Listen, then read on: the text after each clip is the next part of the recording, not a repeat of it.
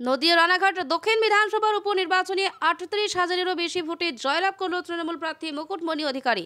তার জয়ের পর তিনি সাংবাদিকদের মুখোমুখি হন। এরপর কেন্দ্রের বিজেপি সরকারকে কড়া ভাষায় আক্রমণ করেন। যদিও মুকুটমণি অধিকারীর জয়লাভের পরে উৎসবের চেহারা নেয় নদিয়ার রানাঘাট দক্ষিণ বিধানসভা। শুরু হয় সবুজ আবিরের ঝড়। একে একে উপস্থিত হন নদিয়া রানাঘাট দক্ষিণ বিধানসভা সহ জেলা স্তরে তৃণমূল কর্মী সমর্থকেরা। এত ব্যবধানের জয় কি বলবেন?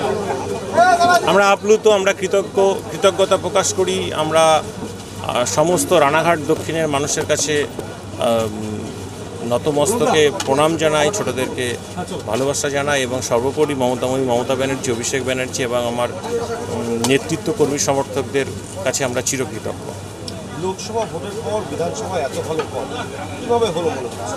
দেখুন, লোকসভা ভোটে একটা আঙ্গিকে মানুষ ভোট দিয়েছিলেন। মানুষের মনে হয়েছিল যে বিজেপি আসলে দেশে কোনো ক্রান্তি হবে, বড় পরিবর্তন হবে, মানুষের অ্যাকাউন্টে আবার 15 লাখের যে স্বপ্ন দেখানো হয়েছিল, 15 লাখ টাকা ঢুকবে, বছরে 2 কোটি করে চাকরি হবে, মতুয়া উদ্বাস্তু রাজবংশীরা নিঃশর্ত নাগরিকত্ব পাবে, মানুষের সার্বিক ডেভেলপমেন্ট হবে। কিন্তু সেই জায়গায় দাঁড়িয়ে কোনো কথা রাখেনি বিজেপি, কোনো কাজ করেনি। যেটুকু ডেভেলপমেন্ট পশ্চিমবঙ্গের মমতা ব্যানার্জির হাত ধরে।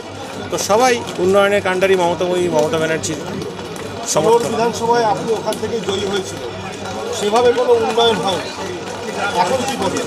যে কাজগুলো করতে পারিনি সেটা অবশ্যই আমার ফার্স্ট প্রায়োরিটি। সেই সঙ্গে সঙ্গে মানুষ যা ডিমান্ড করবে আমি সেগুলো করার চেষ্টা করব।